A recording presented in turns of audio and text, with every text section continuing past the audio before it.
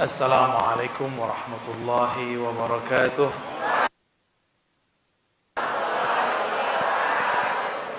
Alhamdulillahilladzi dzakkarana bil mauti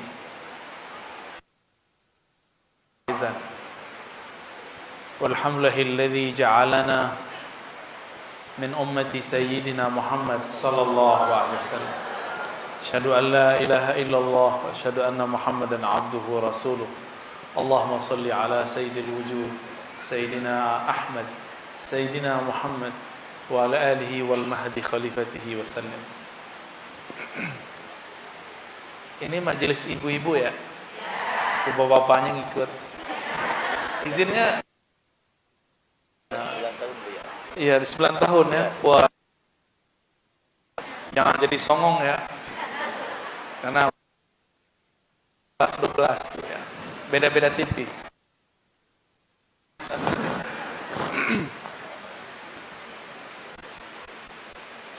Saya juga lahir dari seorang ibu, bukan dari bapak. Maka untuk para ummahat, para ibu itu wajib diperhatikan, Ustaz Asep. Ini syukron nih Ustaz Asep. Ternyata gak jauh-jauh. Saya kemana-mana ketemunya kalau gak murid Abah Jejen, murid Abah Anom, murid Syekh Nazim, murid Syekh Hisham, murid Syekh Abdul Wahab Rokat, begitulah terus jadi putarannya. Kata Rasulullah sallallahu alaihi wasallam, al-arwah junudun mujannadah, hadis sahih Muslim. Arwah itu dia akan bertemu berbaris rapi satu sama lain. Kalau ketemu, kalau disebut junud, junud itu tentara. Seperti tentara yang berbaris-baris, mereka disiplin. Semoga kita termasuk yang disiplin itu. Jadi arwah itu kalau nggak disiplin dia nggak bisa ngikutin jalur Rasulullah Sallallahu Alaihi Wasallam. Saya melihat ibu-ibu ini disiplin sekali ya. Sama suami disiplin nggak? Stop. Didik anak disiplin nggak? Didik diri disiplin nggak? Sehari zikirnya disiplin nggak? Beneran? Kalau makan berapa kali sehari? Cemilannya? Cemilannya 7 kali kata Ustaz Asep. Rajin makan untuk fisik setiap hari sehingga tubuh ini mekar-mekar. Bener Pak ya? Ini kesuksesan bapak-bapak ini ya. Maka kalau ingin ruhani itu subur, minimal juga harus dikasih asupan dan cemilan-cemilannya. Kenapa kolbu ini susah berzikir? Karena di dalam kolbu masih ada bayang-bayang selain yang dizikirkan. Zikir artinya mengingat. Yang diingat Allah. Di dalam kolbu masih ada bayang-bayang selain Allah. Itulah kata Imam Notoilah. Bagaimana kamu mau usul, mau merasakan hadirnya Allah, sedangkan di kolbumu muntabi'atun ya, masih terlihat, masih terbayang wajah-wajah selain Allah Subhanahu wa ta'ala. Maka karena kita ini lemah, tidak mampu mengingat Allah, ingatlah orang yang ingat Allah. Namanya Rabithah. Enggak juga, maka ingatlah yang memisahkan kita dengan orang yang kita ingat. Guru beliau Ustaz Asep sudah wafat. Guru besar kita Abah Hanom juga sudah pergi. Ternyata wali pun mati secara fisik, tapi tidak mati secara rohani. Kalau tubuh ini menguasai pikiran, maka kalau meninggal guru goyang.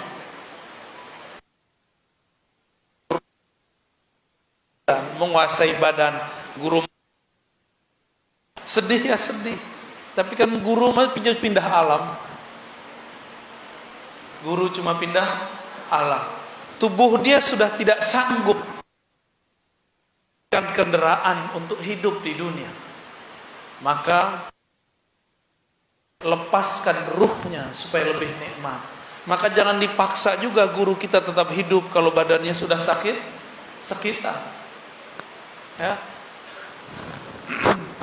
Kata Nabi sallallahu alaihi wasallam, man, ketika ditanya, man auliyaullah, siapakah kekasih Allah itu wahai Rasulullah sallallahu alaihi wasallam? Apa jawaban Nabi? Man iza ra'aitahu, man iza ru'u zukirullah. Orang yang jika engkau memandangnya, membuat engkau mengingat yang dia ingat.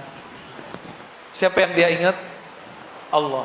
Kalau terjemahan harfiah, man iza ru'u, siapa yang jika dia dipandang, mereka dilihat, dikenang, dihadirkan wajahnya dalam pikiran, zukiru Allah, membuat kita yang memandang mereka, mengingat mereka, ingat Allah subhanahu wa ta'ala.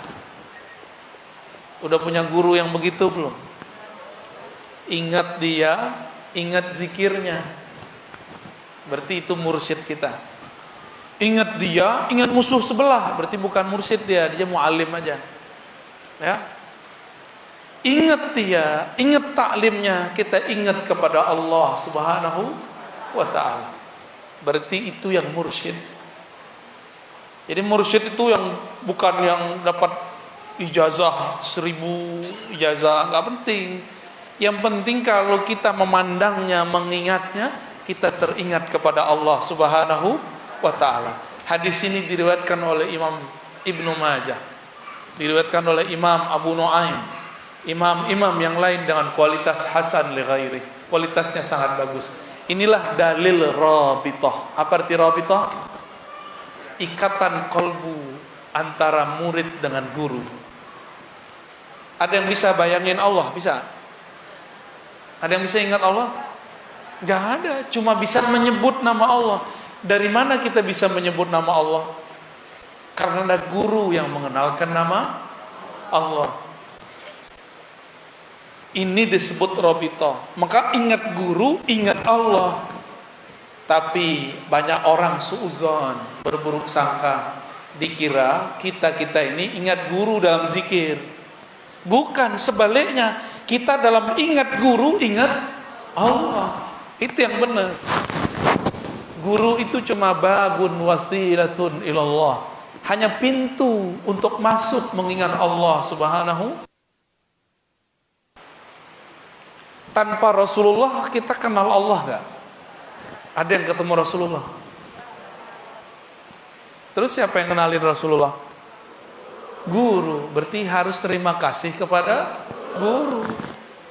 Kata kawan gak perlu berguru, langsung saja kepada Allah dan Rasulnya. Yang bisa begitu cuma wali. Yang bisa langsung ke Allah dan Rasul cuma wali. Karena wali itu ruhnya sudah hidup, kalbunya sudah terang. Maka dia tahu Allah berkalam dalam ruhnya. Dia tahu jika Allah menitipkan pesan dalam jantungnya. Kalau belum wali ya gak bisa. Maka kita deket-deket aja sama wali. Ya. Wali itu kadang belum tentu bergelar mursyid. Kadang-kadang dia gak punya gelar. Kadang-kadang dia mursyid, kadang tidak. Kadang dia terkenal, kadang tidak. Suka-suka Allah lah, kan itu kekasihnya. Jangan suka-suka kita. Kalau kita kan mikirnya wali itu di tengah hutan, wali itu soleh, wali itu gak punya nafsu. Mana ada wali begitu? Di zaman Rasulullah, prototipe begitu sudah dibatalkan oleh Rasulullah. Datang 3 orang ngomong, wahai Rasulullah sallallahu alaihi wasallam, saya gak mau nikah, gak nafsu. Jadi kata si bapak-bapak, udah gak nafsu sama ibu. Gimana bu? Repot gak tar? Repot tar. Mau suaminya begitu? Gak mau? Beneran? Itu si laki-laki datang, la atazawwaj abadan, saya nggak mau nikah selama-lamanya. Yang kedua ngomong, la akul abadan, saya nggak mau makan lagi siang hari. Yang ketiga ngomong, la anamu abadan, saya tidak mau tidur lagi. Gaya ya, kayak sok wali bener aja. Tiba-tiba Rasulullah datang. Rasulullah sallallahu alaihi wasallam.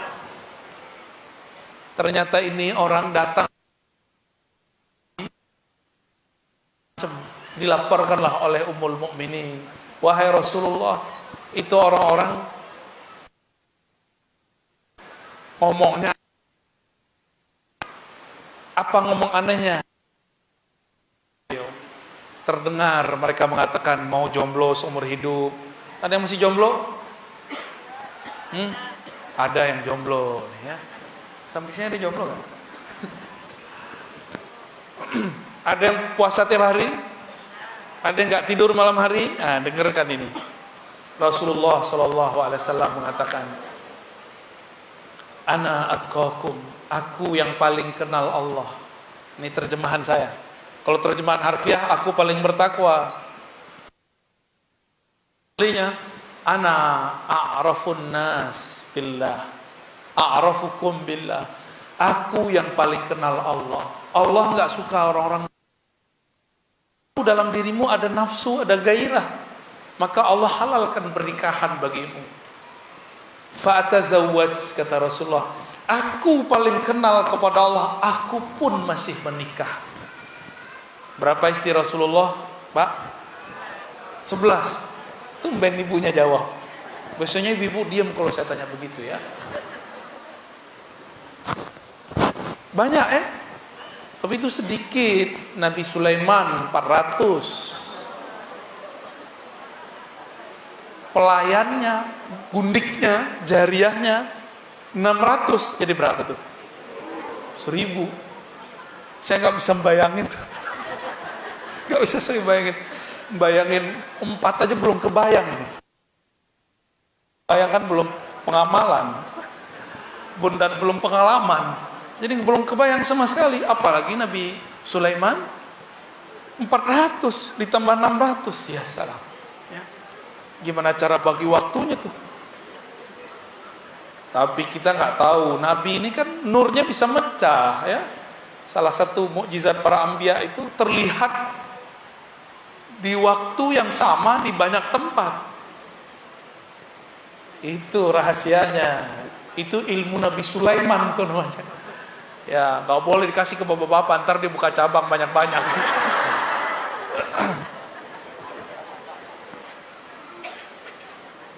Nabi mengatakan, ana uftir wa asum. Saya berbuka, makan siang hari juga kadang berpuasa. Jangan terlalu serius. Wali itu nggak serius-serius amat. Yang serius itu orang mau calon jadi wali, ya. Nah, ini udah akhir zaman, udah nggak boleh serius-serius amat. Ya, santai, relax. Karena orang beriman tuh relax. Ala bidzikrillah tatmainnul qulub. Ketahuilah, dengan mengingat Allah kolbu jadi relax. Itu terjemahan ala kampung Batam. Ini kampung apa namanya? Nagoya. Namanya Nagoya. Kayak di negeri mana gitu ya.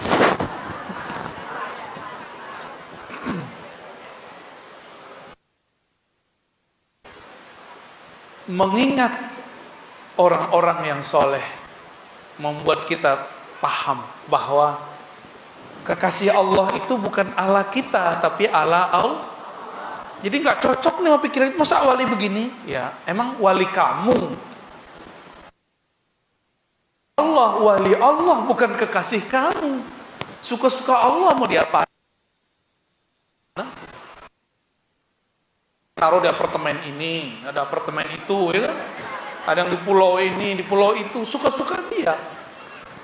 Itu bapak-bapak loh, apalagi Allah. Allah mau samarkan kekasihnya, Allah mau zahirkan kekasihnya, suka-suka Allah. Ini ibu-ibu ini ada yang secret cinta seseorang enggak? Apalagi bapak-bapak ini. Itu normal, cuma jangan kelamaan. Itu normal. Harus dihancurkan secepatnya jika tidak mungkin. Harus dihindarkan. Harus dirubah polanya. Kepada Allah dan Rasulullah pasti menyikapi. Siwah azabun. Cintai selain Allah itu hanya menyiksa diri, capek. Termasuk mencintai guru, kalau bukan karena Allah itu lelah. Satu saat guru kita diambil oleh Allah atau kita diambil oleh Allah. Maka robitoh kita yang paling mutlak sebenarnya robitoh ikatan kalbu kepada Allah. Karena kalbu ini tidak bisa membayar. Kaitkan kalbu dengan Rasulullah. Karena kita tidak bertemu Rasulullah, maka terhubung kepada Rasulullah sallallahu alaihi wasallam. Udah punya guru yang terhubung kepada Rasulullah? Sudah, ya. Dari guru yang terhubung kepada Rasul. Tapi guru bukan wali, bukan, kalau wali syukur, bukan nabi. Jadi jangan terlalu berlebihan juga. Ya. Kalau mursyid kita wafat, kita belum kuat, cari mursyid baru. Jangan kemudian mengeluh, pusing, ya Allah, guruku mati. Masa kisah Umar diulangi kembali? Sayyidina Umar radhiyallahu taala anhu ketika Rasulullah wafat, beliau katakan, man qala bi mauti Muhammad, siapa yang mengatakan Nabi Muhammad mati, saya sembelih. Yang ngomong siapa? Umar. Karena Umar ini, beliau ini dengan alam ruh itu, Umar itu, maka disebut muhaddas. Orang yang bisa berdialog dengan ruhnya. Dia tahu ruh Nabi itu kemana. Maka Sayyidina Umar mengatakan Rasulullah itu tidak mati. Cuma kan yang begitu hanya Umar. Ditegur oleh Abu Bakar, afa immata au qutila. Apakah jika dia berbunuh, inqalabtum ala aqabikum, kamu. Umar 2 kali mengalami ini. Ingin menang, tapi kemudian suka-suka Rasul. Umar pernah berpikir menang itu ala dia. Menang ala Umar apa dulu? Kalau kita benar wajib menang, kalahin kafir Quraisy. Tapi enggak, Umar.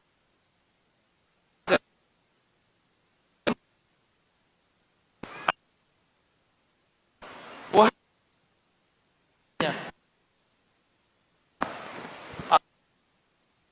beneran Rasul Allah enggak? Masa ngalah dari orang kafir? Ini logika siapa? Umar dulu pernah mengalami itu. Jangan kita ulangi. Bagi Umar benar pasti menang. Sekarang juga. Bagi Nabi enggak begitu. Benar nanti. Benar dulu ente. Tahu kalut? Ya. Umar, selevel Umar loh, apalagi kita. Ada orang Umar juga begitu. Tapi Umar kan ada yang negur, antum ada yang mursyid gak? Mursyidnya Umar Nabi Muhammad, meninggal Nabi Muhammad. Ditegur oleh Abu Bakar, Umar, sadar kamu. Sadarlah Umar. Punya mursyid nggak? Selevel Umar punya mursyid, punya guru ruhani. Kata kawan, saya sudah alim. Kata satu lagi, belum mursyid. Kalau bisa. Umar aja nggak bisa sendiri, masih dibimbing oleh sahabat Rasul. Itulah yang Nabi katakan lazimal lazzat ay muslim, bisa memutus semua kenikmatan. Apa itu? Al-maut, kematian. Nikmat menikah, nikmat punya mobil, habis semua. Ada saudaranya mati karena COVID kemarin. Ada saudaranya, teman kerjanya ada gak? Teman semajelisnya ada. Masih kurang teguran dari Allah Subhanahu. Bisa jadi syukur. Kalau enggak, apa yang al-maut? Karena kadang-kadang Allah itu unik juga. Allah mengatakan kepada Nabi Muhammad masih hidup. Innaka mayyitun. Dalam surat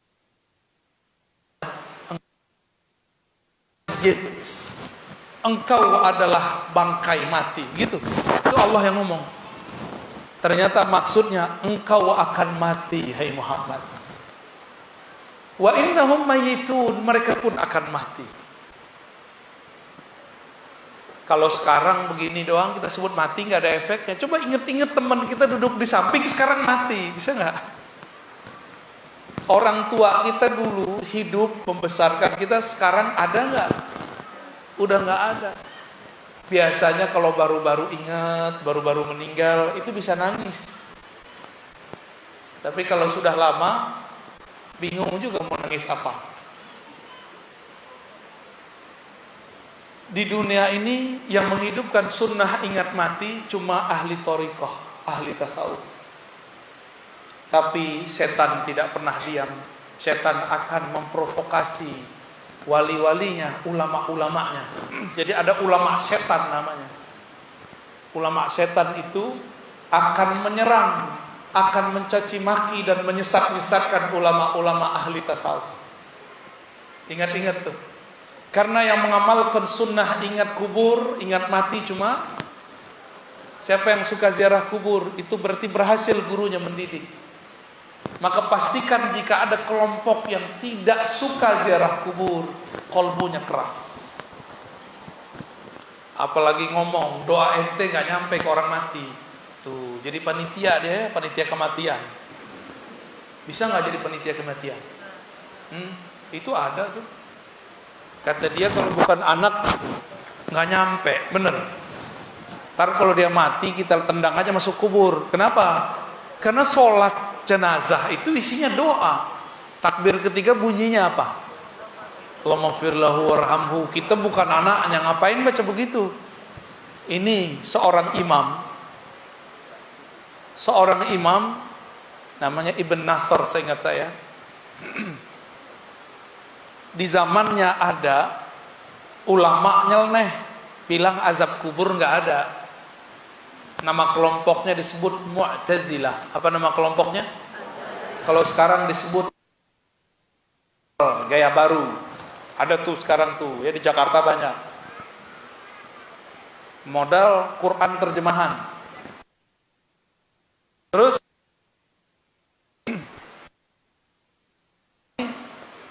kelompok Mu'tazilah ini mati. Tidak ada satupun ulama ahlu sunnah datang menyolatkannya kecuali Imam Ibn Nasr. Datang dia, masuk. Bingunglah semua orang di kota Baghdad. Kenapa ahli hadis ahlu sunnah mau datang menyolatkan dia? Maka disidanglah imam ini. Setelah dia keluar, dipanggil para kiai di Baghdad. Ente ridho kepada ahli bid'ah? Enggak. Terus kenapa datang ke sana? Senyum dia. Kalian itu suudzonnya tinggi. Nah, ini kadang-kadang orang suka baca kitab tuh suudzonnya tinggi kadang. Ya, benar Ustaz Asep ya? Baru bisa baca kitab beberapa udah suudzon aja sama orang. Orang ini enggak pinter, enggak alim. Baru juga coba khatam berapa kitab ya. Ini imam udah khatam banyak kitab. Dia kemudian bilang, tahu nggak kalau kasyaf sih ya, ngomong begitu. Saya datang ke ingkar, bukan mau sholat, tapi saya ngomong kepada dia, ngomong orang mati. Percaya nggak tuh? Ya munkiral azab, ya munkir azabil qabr, bahu. Orang mati, ya azab kubur, rasain. Dia ngomong begitu, bukan dia takbir, bukan. Habis itu dia pergi. Jadi Allah itu kirim Umar setiap masa yang qalb disebut mukasyafah, disinggung oleh Allah Subhanahu wa taala. Diizinkan. Hadis Imam Tirmizi ada di masa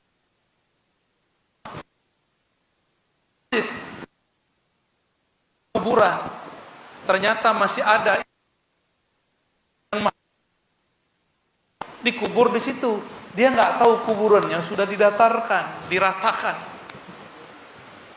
buat kemah di situ. Ini sunnah kalau itu kelambu kayak kemah kayak ya, ada sunnahnya. Malam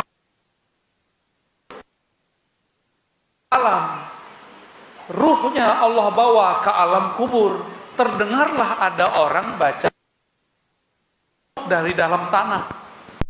Gimana kira-kira? Bapak Ibu lagi tahajud malam-malam, baca walaupun di belakang ada orang, tapi dia bilang amin. Takut gak? Tuh takutnya bukan ke Allah, takutnya sama jin. Baru dikasih keajiban begitu udah takut. Gimana kalau tiba-tiba ada yang ngetuk pintu? Assalamualaikum, ana malakul maut. Gimana? Maka nggak usah minta kasap-kasap ya, stres antum ntar.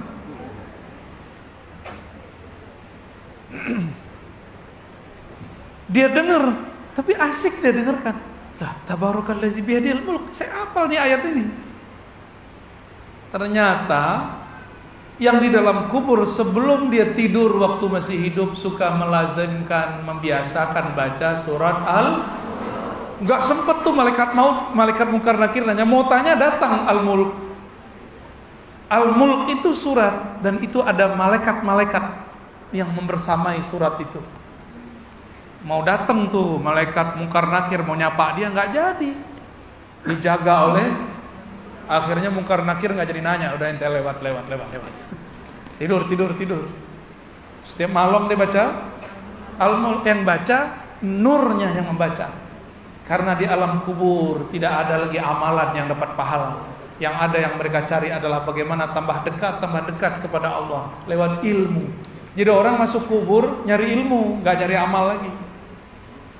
Orang yang tidak sempurna ilmunya di dunia, dia akan mencari guru lagi di alam kubur. Antum percaya deh? Kalau nggak mati aja dulu. Kenapa ada orang utang datang ke orang hidup? Karena dia nggak bisa ngapa-ngapain di sana. Dia minta dibebaskan utangnya, dan itu diabadikan oleh Imam Ibnul Qayyim dalam kitab Ar-Ruh, bahwa orang yang sudah mati, jika dia ada hutang, ada masalah, dia datangin orang hidup. Kadang kalau orang yang hidup ini kolbunya hidup, dia bisa ngobrol. Tapi kalau ruhnya belum terlatih, dia nggak bisa ngobrol. Dia cuma ngeliat aja. Maka banyak nih murid-murid thariqat, gurunya meninggal, ketemu gurunya nggak bisa ngomong, diem aja. Itu karena belum terlatih. Kalau terlatih antum bisa ngobrol sama mereka, bahkan dalam keadaan yaqzah, dengan izin Allah, ya, dengan izin. Kalau izin guru belum tentu, izin Allah. Laporlah ia kepada Rasulullah Sallallahu Alaihi Wasallam, wahai Rasulullah, aku mendengar. Jadi kabur ya. Jadi orang Arab sahabat Nabi takut juga kalau dengar begitu malam hari. Normal berarti ya. Sampai sekarang itu orang Arab Saudi itu paling takut sama sihir. Karena yang bawa sihir orang Indonesia. Sihirnya dari kampung beliau nih ya. Dari Batam belum ketemu sihirnya. Mereka paling takut, makanya ilmu ruqyah rame di sono. Kurang lagi kerja ya. Udah biarin aja deh ya. Itu banyak ilmunya tuh. Itu namanya masang apa? Pasak bumi, bener. Nah, zikrullah itu kalau tambah ditancap, maka bangunan istana rohaninya akan tambah tinggi. Jadi sering-sering menancapkan kalimah dalam kolbu, maka Allah akan tinggikan bangunan kolbu. Ada istananya di dalam kolbu. Itulah kalam para ulama, qalbul mu'min baitullah. Kolbu orang beriman itu istananya Allah. Bahkan dalam teks yang lain, qalbul auliya arsyullah. Kolbu para aulia, para kekasihnya adalah arasnya Allah, lebih daripada istana. Aras itu mencakup langit dan bumi. Makanya mereka mau apapun Allah kasih. Kekasih, kita punya kekasih, punya anak. Anak kan dikasihi enggak? Pasangan dikasihi enggak? Ibu sayang enggak sama lakinya? Bener. Suaminya pengen kopi, belum ngomong dibuatin enggak? Bener. Ya. Bener. Berarti enggak sayang. Emang harus ngomong dulu suaminya ya? Ya. Berarti nggak ngerti bahasa kolbu, cintanya masih pakai dompet. Kolbu para pencinta paham, tinggal konfirmasi. Mau buat apa bang? Itu. Mau kopi, mau teh, tapi jangan teteh bang. Aduh, jangan terus bu. Gawat bu. Ada yang jauh dari istri bu. Saya maksudnya. Oh iya. Kalau kita sayang sama pasangan, dia terbersit apa, kita tawarkan. Benar. Begitulah Allah kepada kekasihnya. Terbersit apa di kolbunya, Allah langsung kirim. Caranya macam-macam, ada pakai asbab, ada pakai tajrid. Asbab itu dia berusaha dulu, terbuka aja ruang untuk berusaha. Ada enggak tiba-tiba ada orang menawarkan bantuan, itu tajrid.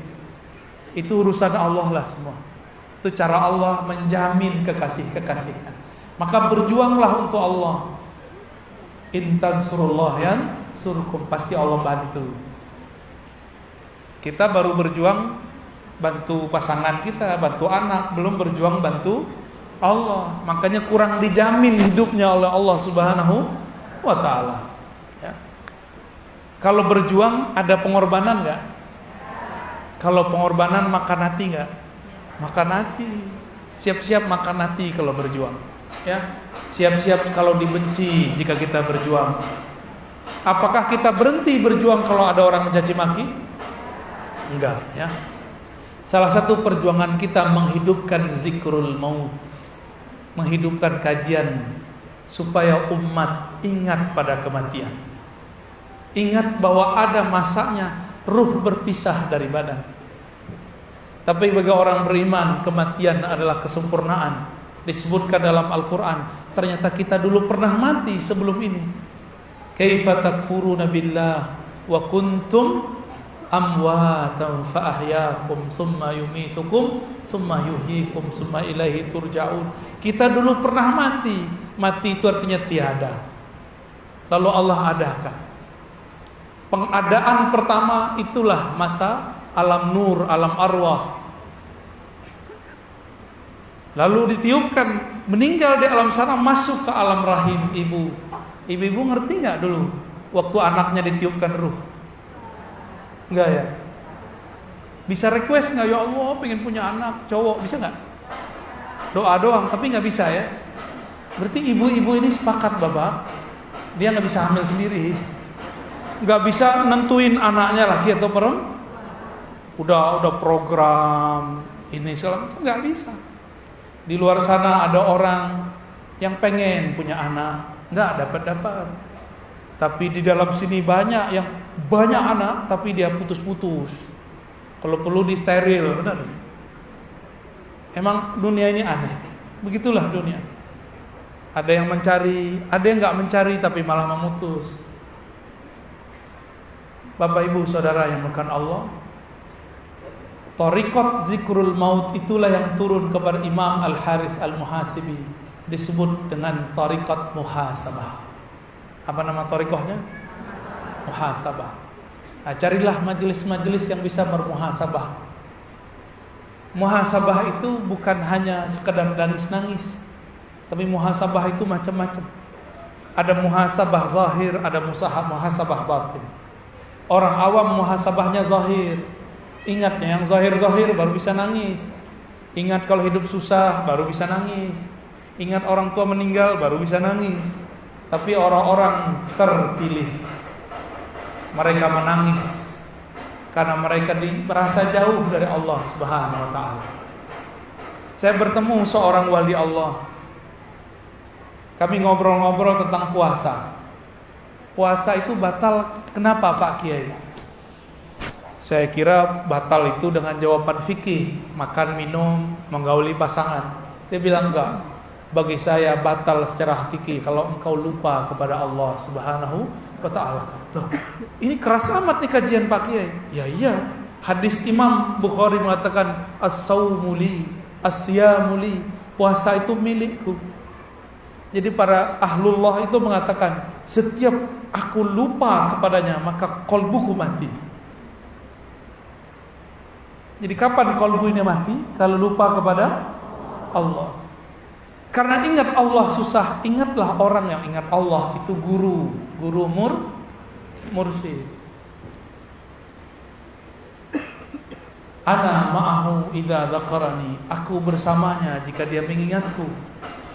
Maka ingatlah orang yang mengingat Allah Subhanahu wa ta'ala. InsyaAllah kalbu kita mulai hidup ya. Bapak Ibu yang bukan Allah, zikrul maut adalah amalnya Sayyidah Fatimah. Sayyidah Fatimah ketika Rasulullah sallallahu alaihi wasallam sakit mau wafat enggak ada obatnya. Rasulullah itu tabibul qulub, afiatul abdan. Rasulullah itu obat hati, penyembuh penyakit badan. Ada Sayyidina Ali matanya sakit disembur pakai ludah sembuh. Ada sahabat sakit perut seumur hidupnya diludahi Nabi sembuh. Ada sahabat yang punya masalah berat bau badan, cukup meminum keringat Nabi harum seumur hidupnya. Rasulullah sallallahu alaihi wasallam. Tapi di akhir hayatnya pun beliau masih sakit mau meregang nyawa dengan badan. Ketika Rasulullah sudah mulai sakit-sakitan begitu, terciumlah bau ini oleh Sayyidah Fatimah. Fatimah mengerti bahwa Rasulullah akan berpulang ke hadirat Allah Subhanahu wa ta'ala. Maka Fatimah menangis. Hadis ini riwayat Imam Bukhari dan Muslim. Menangis, wahai Rasulullah, wahai abati, wahai ayahanda, apakah engkau akan meninggalkan aku? Ternyata Fatimah sangat sedih ditinggalkan ayahnya. Dia nggak masalah kalau ditinggalkan oleh Ali, ditinggal suami nggak masalah sama dia, tapi ditinggal Rasulullah itu masalah bagi Fatimah. Ibu-ibu mana yang duluan nih, suami apa istri ntar? Hah? Maunya kayak Fatimah ya? Apa kata Nabi? Wahai putriku, ridhokah kamu jika aku awal dipanggil, setelah itu yang pertama nyusul kamu? Kalau saya ngomong begitu, ibu-ibu kabur kali ya, berhenti aja jadi muridnya. Benar ya? Belum mau mati Ustaz, gitu ya. Fatimah masih muda, tapi Nabi kabarkan, yang pertama menyusulku adalah engkau wahai Fatimah. Tenang Fatimah, nanti engkau akan membersamaiku di alam sana. Fatimah yang tadinya nangis, dia langsung senyum. Tuh beda kan mama ibu-ibu. Ibu-ibu saya kabarin mati, ntar pasti pada mukanya galau tuh ya. Ini beda Fatimah dengan Fatimah zaman now ya. Kenapa Fatimah berbahagia dikabarkan mati? Karena dia dikabarkan akan menyusul Rasulullah sallallahu alaihi wasallam. Adakah di dunia ini kekasih melebihi kekasih Rasulullah sallallahu alaihi wasallam? Gak ada. Fatimah itu kalau nggak disuruh nikah sama Sayyidina Ali, dia nggak mau nikah dia. Rasulullah yang menjodohkannya dengan Sayyidina Ali, baru dia menikah. Bagi Fatimah cukup mengabdi kepada ayahandanya Sayyidina Nabi sallallahu alaihi wasallam. Maka ketika baginda Nabi ditanam di dalam kubur, sahabat kemudian menginjak-injak tanah. Fatimah menangis, bergetar mengatakan, "Ya Abtah, betapa mereka tidak kenal engkau. Kuburmu diinjak-injak mereka." Jadi Fatimah pun ngomong, kalau mereka tahu nggak berani pakai kaki, pasti pakai tangan pelan-pelan. Itu Fatimah ngomong, "Ya Abtah, wahai ayahanda, seandainya mereka tahu siapa engkau, mereka tidak akan berani menginjak-injak kuburmu. Tapi kita supaya kubur keras, kita injak-injak, benar gak?" Kalau versi Fatimah tidak, pakai tangan pelan-pelan walaupun lama. Inilah beda pecinta dengan sahabat yang cuma kenal. Tapi itulah makom mereka. Beda dua makom, makom arifin yang kenal Allah dengan cuma muttaqin yang bertakwa kepada Allah. Fatimah dikabarkan, engkau akan menyusulku. Maka dia menunggu-nunggu saat kematian. Ternyata mati itu sama dengan berangkat pulang kampung. Kita mau pulang kampung sebelum hari raya, ditunggu-tunggu gak waktu itu? Dirindu gak itu? Dicari-cari gak tiketnya? Mahal pun dibeli. Mau gak beli tiket kematian? Mau. Harus mau, kalau gak sempurna. Ruh ini sempurna kalau dia mati. Tapi sebelum dia berpisah dengan badan, dia harus punya petanya dulu. Dia mau kemana habis ini? Jangan dikira orang baru mati semua langsung ketemu Allah. Enggak. Orang baru mati dihisap dulu dia, baru ditanya mungkar nakir. Belum langsung ketemu Allah. Itulah kalam Sayyidina Umar, mutu qabla an tamutu. Ini bukan hadis, Pak ya. Matilah kamu sebelum mati. Bayangkan dirimu sudah tiada, tidak melihat, tidak mendengar, tidak bisa ngapa-ngapain. Itu namanya mati sebelum mati. Dan cara mematikan diri, ingat maksiat.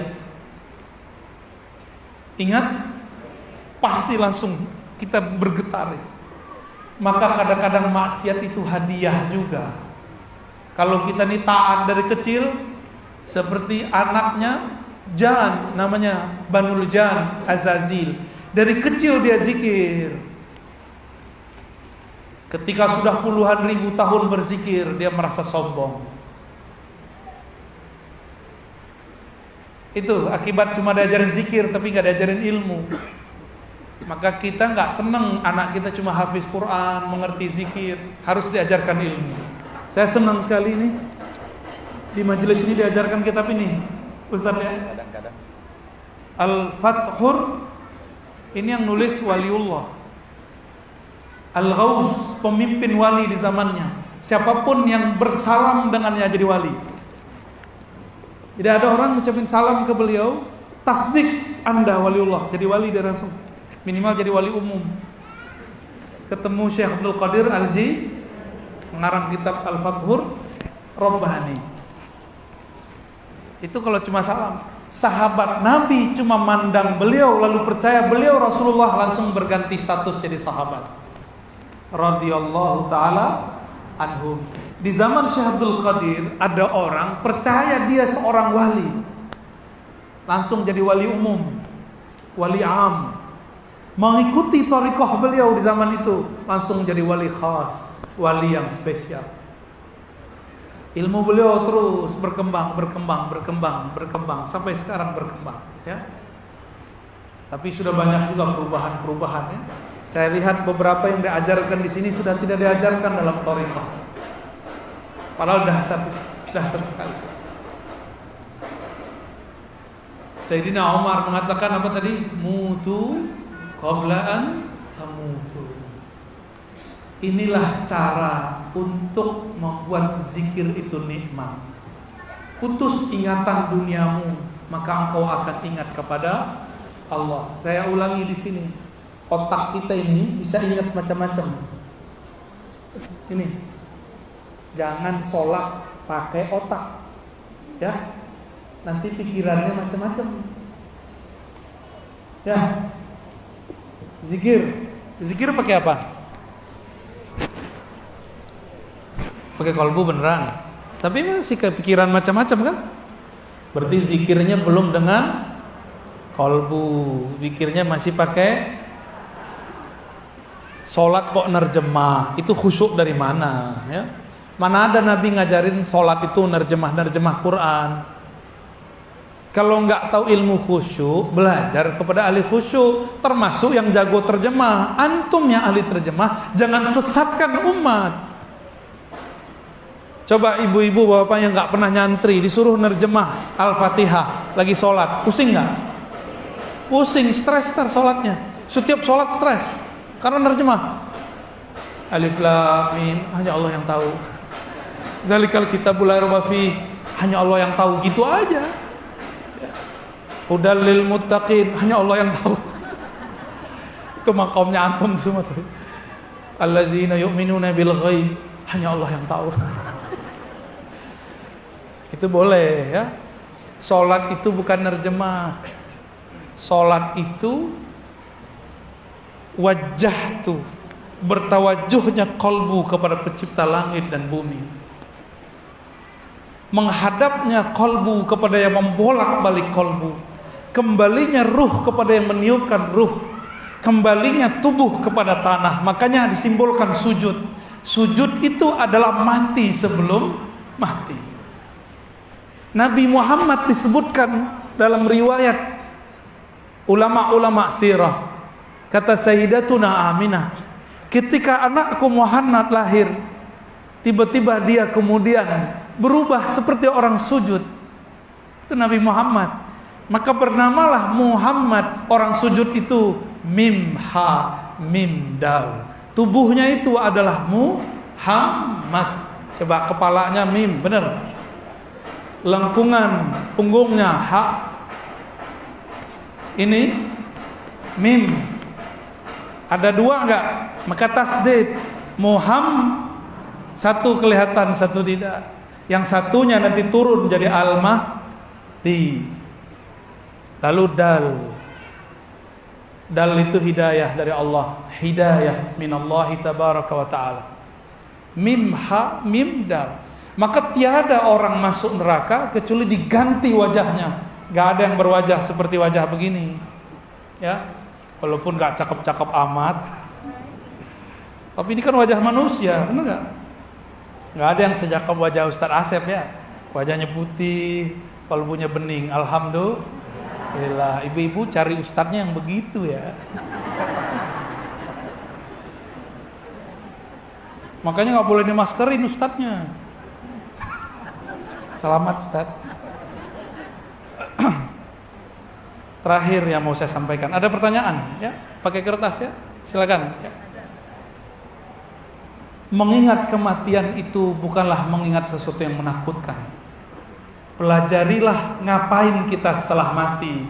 Setelah mati kita ditanya mengenai siapakah Tuhanmu.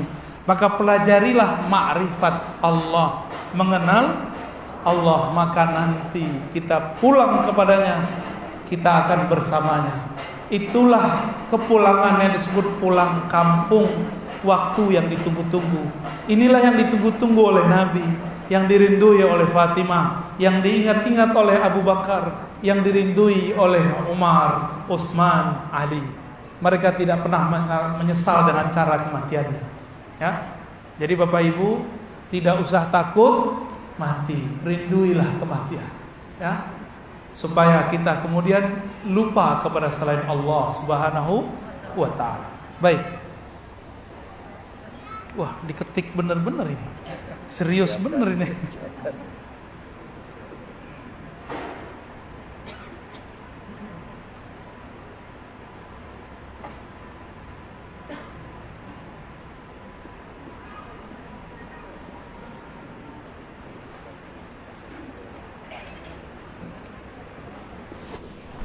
Ya, ini secret ya, sesuai dengan yang ditulis. Dari pengurus dia. Dari majelis zikir bismillah. Ini namanya zikir bismillah. Waduh, berat itu nama. Bismillah itu inti dari semua kitab suci. Berat ini, sampai kiamat gak selesai itu ngajinya tuh. Semoga pimpinannya Ustadz Asep Rabbani diberkahi oleh Allah Subhanahu wa taala. Di sini ada Ratibul Hadat ya. Alhamdulillah. Salat tasbih ajib, salawat, tausiah, zikir. Lanjutkan ini. Zikir itu Ratibul Hadat, Ratibul Atas, hizib itu zikir dijemput oleh wali langsung ketemu Rasulullah secara rohani. Karena seorang mursyid nggak boleh buat zikir kecuali dapat izin dari Rasulullah. Karena Rasulullah masih hidup secara rohani, maka zikir-zikirnya masih bisa diperbaharui. Apalagi di zaman sekarang, bapak ibu ini kan sok sibuk, bener nggak? Tahu-tahu sibuknya main handphone, ya. Maka harus ada pola-pola zikir yang bisa mengcover kekurangan kita main handphone. Tenang aja, nanti di akhir zaman, ini akhir zaman, sudah ada ringkasan-ringkasan zikir. Ada zikir panjang nih, kalau waktunya panjang, ada cara meringkasnya. Insya Allah. Wah, aneh pusing. Antum bacain ini. Bacain itu Ustadz Asep. Pakai mic aja. Ya, fadhal. Bismillahirrahmanirrahim. Laki-laki non muslim masuk Islam untuk menikahi wanita muslimah. Tapi selama menjadi mu'alaf dan menjalani pernikahan tidak pernah melaksanakan syariat agama Islam. Kemudian beberapa tahun ke depan si laki-laki kembali ke agamanya semula alias murtad, dan istri meminta untuk di-PHK, diceraikan maksudnya. Tapi suami tidak mau menceraikan, malah berkata bagaimana dengan agama Islam yang membiarkan orang bercerai dan membuat istri serta anak terluka-luka, tidak ada yang menafkahi. Bagaimana sikap terbaik dari istri untuk menyikapi hal ini ya? Maka sebelum nikah jangan pakai nafsu dulu, belajar dulu fikih nikah sama fikih talak, ya. Ada namanya fasakh. Apa arti fasakh? Pernikahan batal otomatis, nggak perlu talak, nggak perlu gugat cerai. Dengan cara apa? Salah satu dari pasangan murtad. Itu sudah fasakh, udah batal, perceraiannya udah nggak sah, nggak boleh lagi berhubungan badan. Ya, cerai langsung, abadi, nggak ada lagi. Ya, kecuali dia balik jadi Islam. Masalah nafkah, emang Allah tidur? Ya, Allah nggak tidur kok. Emang dia doang yang bisa nafkahi perempuan itu? Ya, bapak-bapak ini banyak yang mau nafkahi. Aneh nggak ikut-ikutan ya? Oke, jadi itu mohon maaf, ini agak tegas, harus dipisah segera. Jangan mengundang lagi ya. Tuh statusnya sudah hubungan di luar pernikahan itu. Cepat-cepat selesai. Udah keluar dari rumahnya, kalau perlu kembali kalau orang tua. Allah Maha hidup. Allah Maha memberi rezeki. Cari rezeki nggak apa-apa. Kerja aja lagi nggak apa-apa. Ya, siapa tahu bertemu jodoh yang lebih baik. Ya, disebutkan dalam Al-Quran, wala amatun, budak perempuan mu'minatun yang beriman khairun min musyrikatin walau ajabatkum, lebih baik daripada perempuan cantik tapi musyrik. Sama sebaliknya, cowok hitam legam juelek, tahu, tapi percaya kepada Allah, itu cuma tubuhnya yang jelek, cuma tubuhnya yang hitam, cuma tubuhnya yang jelek, tapi batinnya indah di sisi Allah Subhanahu wa ta'ala.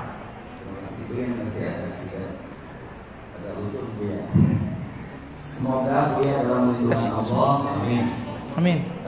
Dia di saat sholat kita tidur dan bermimpi.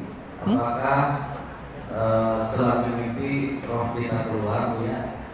Lagi sholat. Ya, lagi sholat kebobolan. Ya. Sampai mimpi. Ya saat tidur, mohon maaf. Saat kita tidur dan bermimpi, mohon maaf. Apakah saat mimpi roh kita keluar? Mau tahu? Mau tahu?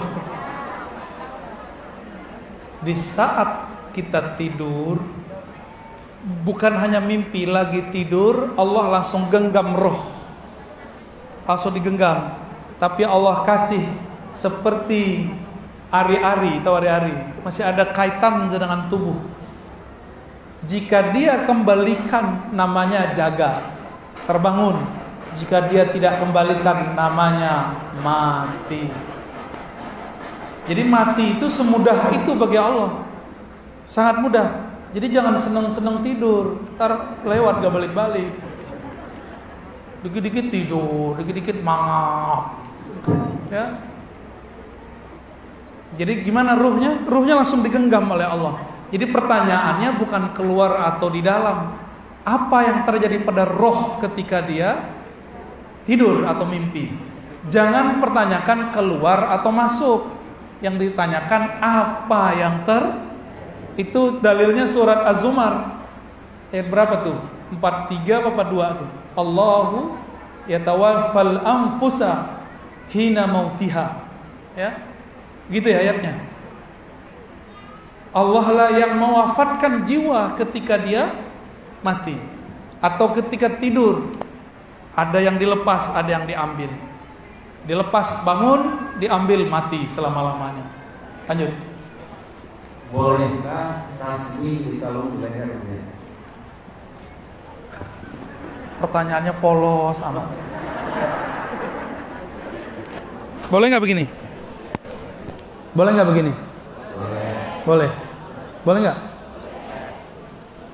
Sekarang saya ganti pakai tasbih, boleh nggak? Kata orang pakai tasbih itu mirip Yahudi. Kata orang sebelah, dia nggak kenal Yahudi, sok-sok bilang Yahudi. Nggak ada Yahudi pakai kalung-kalung begitu. Yang ada Kristen, yang ada Saulin kata dia, sok tahu ya. Jadi si ustadz ini ngayal. Yang kalau kita nih adu-adu hak paten sama orang-orang, kita dituntut sama Saulin gitu. Ya salam. Sama Buddha, sama Kristen, ya salam. Sotoy ente ya. Tasbih itu alat yang sudah dipakai oleh istri-istri Nabi, tapi tidak pakai tali. Dipakai oleh sahabat Nabi. Abu Darda makai, Abu Hurairah makai. Cuma tasbihnya Abu Hurairah bukan 33. Bukan berapa tuh? 100, enggak. Tasbihnya beliau panjangnya 2000. Baru bisa tidur kalau sudah khatam putar balik 6 kali. Kalau begitu Abu Hurairah paling mirip sama Yahudi dong. Nanti orang-orang Saulin akan nuntut tuh ya. Nuntut hak paten nama Abu Hurairah. 11 sama kelompok yang kemarin membicarakan Abu Hurairah ya.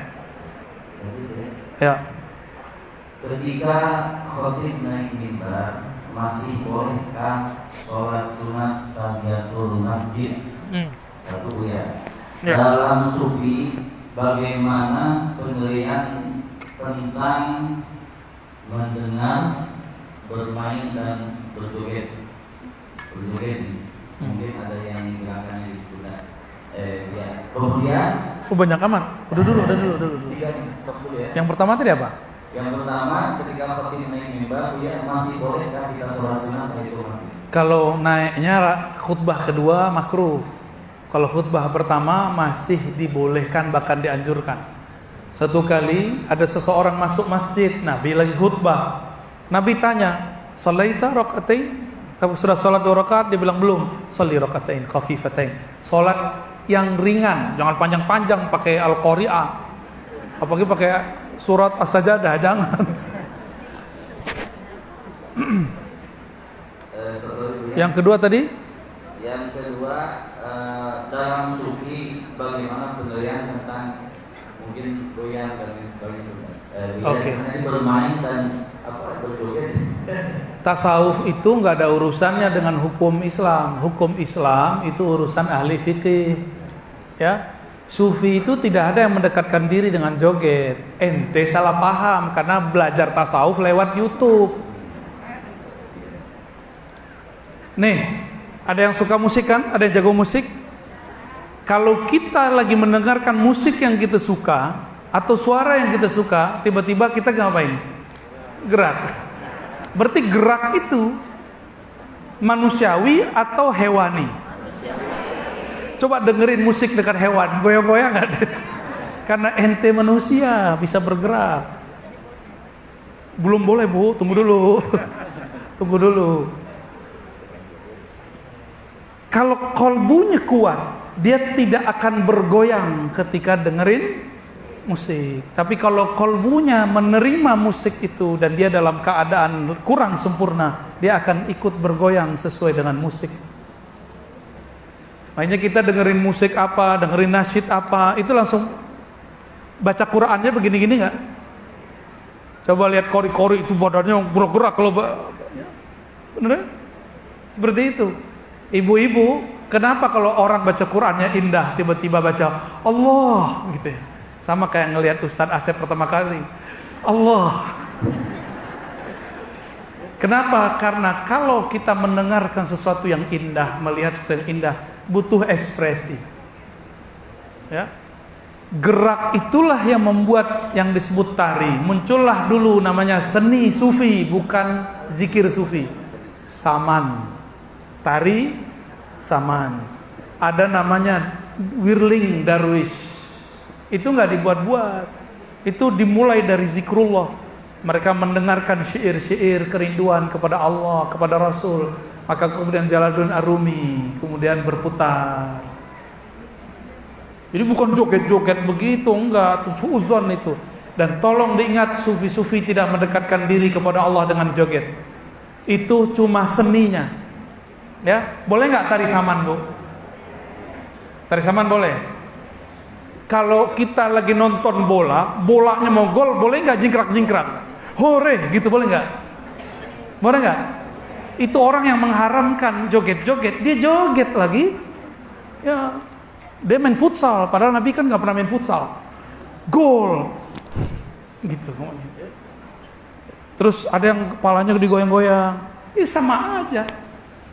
Emang diri kita ini faktanya suka bergerak, ya suka di masa Rasulullah mengizinkan dirinya dan istrinya menonton pertunjukan tari tombak ala Habasyah di masjid. Kalau nggak percaya baca Sahih Muslim, katanya ikut sunnah Nabi, ya. Lanjut, dipilih yang relevan, Ustaz. Siap, Bu ya. Assalamualaikum Bu ya, mohon pencerahan, bolehkah kita berzikir dalam suasana majelis ilmu? Bagi dalam suasana majelis ini bolehkah berzikir? Gimana ulangnya? Bolehkah kita berzikir dalam suasana bermajelis ilmu? Mungkin maksudnya lagi zikir matanya merem. Mungkin lagi ngaji nih Bu ya, lagi ngaji mungkin bertasbih. Tasbih. Ya, oh gitu. Untuk mengkondisikan kolbu itu bagus. Tapi kalau lagi taklim, pandang gurunya. Terima ilmunya. Karena zikirnya kolbu saat taklim adalah mendengar. Saat menyepi adalah berzikir. Saat sholat dengan membaca dan sujud, itu zikir. Jadi zikir itu enggak hanya seperti yang antum bayangkan. Cuma kalau tambah zikir, tambah jelas dengernya, boleh. Zikirnya bukan lagi zikir menyebut, tapi zikir mengingat. Saya mau tanya, ilmu itu sifat Allah bukan? Sifat Allah. Kita nyebut nama sama nyebut sifat deketan mana? Sifat. Saya tahu nama seseorang tapi nggak tahu karakternya, berarti belum kenal-kenal amat ya. Kalau kenal Allah namanya dan tahu sifat-sifatnya, itu orang lebih dekat. Kerja di mana, karakternya begini, orangnya begitu, istrinya sekian. Kok kemana, maaf ya. Dia tahu semua detailnya. Berarti dia benar sudah kenal. Ini bedanya tahu dengan kenal. Kebanyakan orang zikir itu makom tahu, tapi belum kenal. Jadi lebih tinggi mana? Lagi taklim, zikir, atau dengerin? Dengerin, ya. Itulah zikirnya kolbu saat itu, ya. Tapi senangnya merem aja nggak apa-apa. Tapi kolbunya tidak. Gak usah nyebut macam-macam. Merasa dipandang oleh Allah, merasa dilimpahi nama-namanya, dilimpahi sifat-sifatnya. Coba zikir 10 menit, capek nggak? Beneran? Paling ngantuk-ngantuk. Dilihat tasbih lah, belum 99.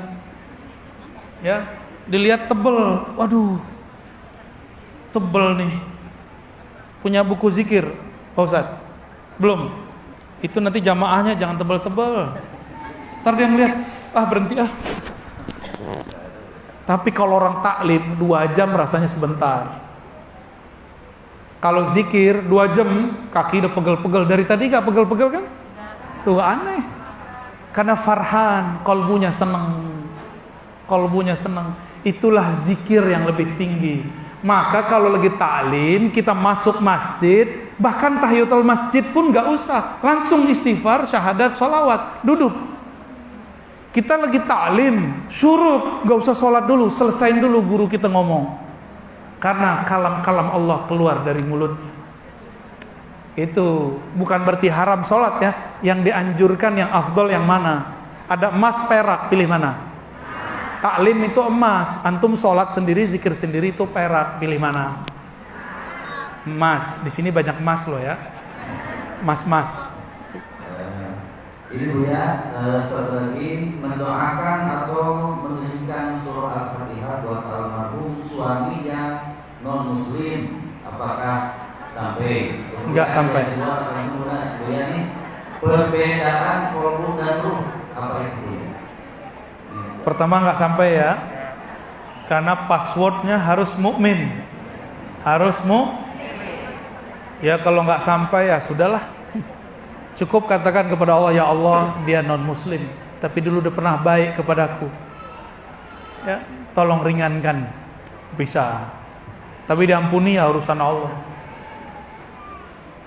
Yang kedua tadi berat kolbu dan ruh. Ini sudah paling inti nih, udah mencakup semua pertanyaan ya. Kolbu itu adalah sentralnya jiwa. Jiwa kita ini sentralnya bukan di otak, tapi di kolbu. Kolbu itu tempat Allah menatap.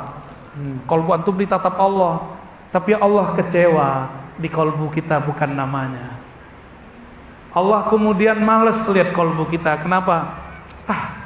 Di kolbunya masih nama fulan, fulana, masih fulus. Jika itu yang ada di kolbu, maka omongannya pasti itu. Bapak Ibu, jika air ini isinya bening, mineral, keluarnya apa? Tapi di dalamnya kopi, keluarnya susu enggak? Kalau di dalamnya hitam, keluarnya apa? Hitam. Di dalamnya putih, keluarnya? Maka kolbu yang berisikan nama Allah, yang keluar nama Allah. Mau pandemi enggak ngaruh, Allahnya enggak ganti. Pandemi gantilah. Ya. PHK nggak PHK sama, hidup mati sama, guru ada guru mati sama, bagi dia yang maha hidup cuma Allah subhanahu wa ta'ala. Itu kolbu, tempat Allah menatap. Kolbu ini jika dipandang terus, maka ada alam lain di dalamnya yang lebih luas, namanya fuad. Disitulah Allah menitipkan pesan-pesan. Fuad inilah yang bertanggung jawab terhadap kolbu. Maka fuad akan dihisab, kolbu tidak. Kepikiran macam-macam Allah nggak hisab, tapi apa keputusan yang kita pilih di dalam diri, itu namanya fuad. Keputusan kita terhadap pilihan diri, itu namanya fuad yang mengutuskan. Maka kolbu ini punya kolbu namanya fuad. Fuad ini punya kolbu lagi namanya lub. Lub itu arti bahasa Arabnya inti. Disebut tadi ayat yang dibaca Ustadz Hasan. Nah, betul nama itu Hasan ya. Ulaika apa gimana? Inna fi zalika laayatil liulil albab. Sesungguhnya hal itu tanda-tanda yang dapat ditangkap, dipahami oleh orang-orang yang punya albab, jamaknya lub. Lub itu otak, intinya otak itu disebut dengan lub. Tulang, sumsumnya tulang disebut dengan lub. Pohon pisang. Pisang itu sebenarnya bukan pohon, cuma pelepah-pelepah aja. Jantungnya itu disebut dengan lub. Yang paling inti di dalamnya itu disebut apa? Lub. Maka lub itu adalah inti daripada kolbu. Kolbu punya fuad, dalam fuad ada lub. Di dalam lub itulah Allah menyimpan rahasia-rahasianya, sirnya. Disitulah Allah berkalam-kalam mengilhami hambanya. Siapa yang tahu jalan ke arah sana, maka dia akan faham Allah berbicara kepadanya kapan saja. Lewat pandemi, lewat macet, lewat hidup, lewat mati. Allah berkalam-kalam lewat kolbu. Dan itu detik per detik Allah menitipkan pesannya.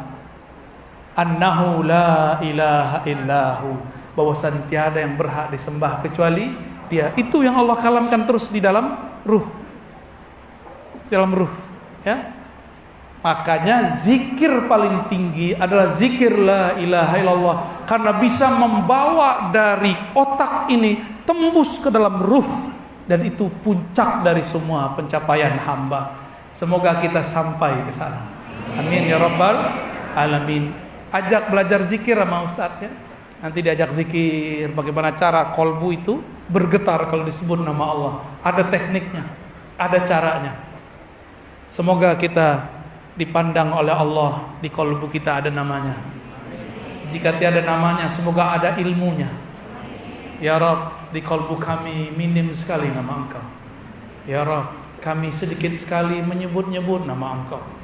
Namun dengan berkah namamu mulia, Asmaul Husna, maka hiaslah kolbu kami dengan semua namamu ya Rabb.